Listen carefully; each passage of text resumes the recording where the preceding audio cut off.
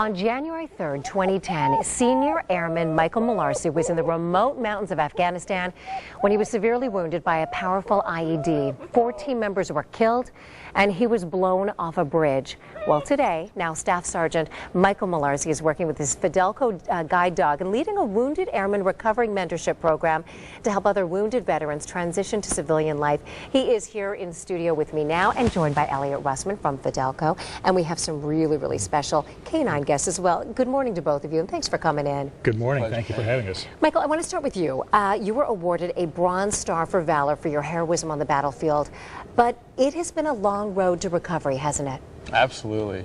It was difficult waking up and learning, obviously, that I'm going to be totally blind and that 4 friends aren't coming back, and then trying to figure out what comes next. It's so, I mean, this is something that I'd never even considered, and I had no idea what to expect.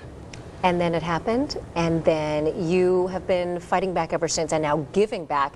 And a big part of that has been with your dog, Exxon. Tell us a little bit about Exxon and what you are able to do because of that incredible dog. One of the very first questions I had during recovery was, how do I get a guide dog? I've always loved dogs. I knew about them, and I knew that I wanted one.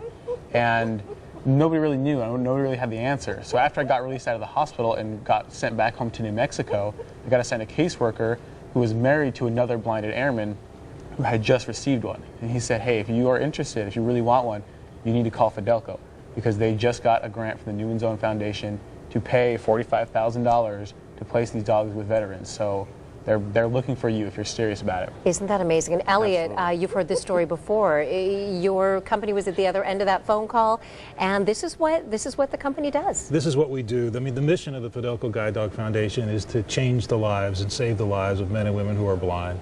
But we really believe that it's our duty, when we can, to service America's military heroes who have sacrificed so much so we can enjoy our freedom and independence. And you know what? It's all of our duty, isn't it? We have to remember that. And Michael, I have to say on behalf of everybody, thank you for what you've done, and thank you for what you continue to do. In our arms, we're holding, are we holding future guide dogs here? We are holding 2 future guide dogs from the E26 litter. They're 6-week-old pups, and they were born a couple weeks ago. They'll 6 weeks, right? 6 weeks, exactly. They'll be going to their volunteer puppy raiser homes in about 2 weeks, where they'll start their journey to become a guide dog.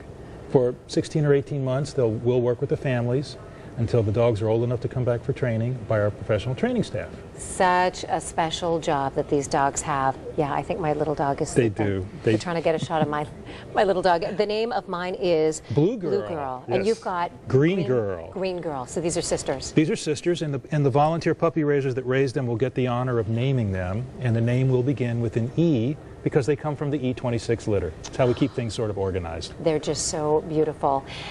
Michael, life has gone on for you, as we've talked about, and there's a special woman that had a big part of that. Tell us how you met your wife, Jessie. So I met her a couple of months down the road. I was actually going through blind rehab. My teammate that was killed was married, and I knew them from before. So his wife, Tiffany, called me one day and said, hey, I want to come out and visit you. I want to bring some of the other widows. The soldier that stepped on the IED that blinded me was married, so was the medic that had pulled me out of that river. They were both killed in a second IED explosion. So, you know, before I know it, these 3 women are coming out, and I get introduced to Jessie, who was married to the soldier that stepped on the IED that blinded me. And from the minute I gave her a hug, I just felt something about her, something that drew me to her, and kind of, it felt a little strange because of the situation, the timing and everything. But they stayed for about a week, and at the end of that week I kind of went out on a limb and asked, do you want to come back and visit again? And she did, and as time progressed and life went on, we developed a relationship, and now we're married and we have kids of our own, and you know, life is going on. That is wonderful. We'll keep on working hard. I know I don't have to tell you that. That's clearly just who you are.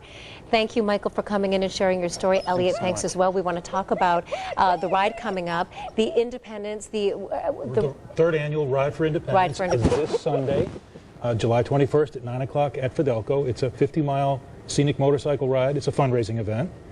followed by a great barbecue lunch and some canine demonstrations. And there's a special tribute to our fallen heroes as well as those who are serving. It's the Field of Flags sponsored by Aetna. So come out to Fidelco. And Ryan's going to be there with us. Ryan Hanrahan. Ryan exactly. Hanrahan is going to be there. It's going to be a great day. Bike or not, come on out. Okay. No bike, no problem. Come have a picnic lunch. Perfect. Sounds good. All right, gentlemen, thanks so much. Thank you so much. All right, one more day of record heat. Write down just one more, please.